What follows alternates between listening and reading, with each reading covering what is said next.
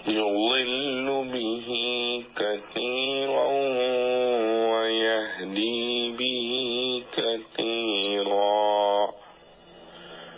قرآن اور اس کی مثالوں کے ذریعے بہت سی مخلوق کو ہدایت کرنا تو ظاہر ہے، مگر اس کے ذریعے بہت سے لوگوں کو گمراہ کرنے کا مطلب یہ ہے کہ جس طرح یہ قرآن اس کے ماننے والوں اور اس پر عمل کرنے والوں کے لیے ذریعہ ہدایت ہے، اسی طرح اس کا انکار کرنے والوں اور مخالفت کرنے والوں کے لیے ذریعہ گمراہی بھی ہے۔ وَمَا يُضِلُّ بِهِ إِلَّا الْفَاسِقِينَ۔ فاسقین، فسق کے لفظی معنی خروج اور باہر نکل جانے کے ہیں۔ اصطلاح شرع میں اللہ تعالی کی اطاعت سے نکل جانے کو فسق کہتے ہیں، اور اطاعت الہیہ سے نکل جانا کفر و انکار کے ذریعے بھی ہوتا ہے اور عملی نافرمانی کے ذریعے بھی۔ اس لیے لفظ فاسق کافر کے لیے بھی بولا جاتا ہے۔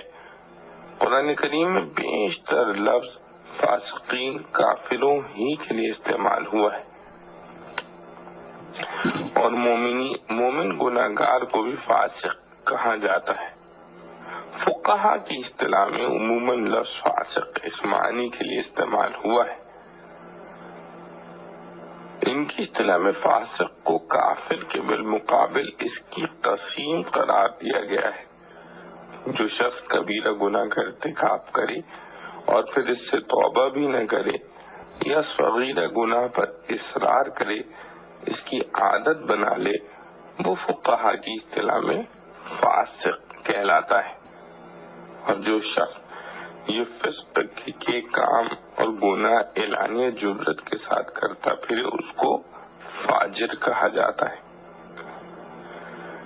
معنی آیت کے یہ ہے کہ قرآن کی مثالوں سے بہت سے لوگوں کو ہدایت ہوتی ہے اور بہت سے لوگوں کے حصے میں گمراہی آتی ہے، مگر ان مثالوں سے گمراہی صرف انہی لوگوں کا حصہ ہوتا ہے جو فاسق یعنی اطاعت خداوندی سے نکل جانے والے ہیں، اور جن میں کچھ بھی خدا تعالی کا خوف ہوتا ہے وہ تو ہدایت ہی حاصل کرتے ہیں۔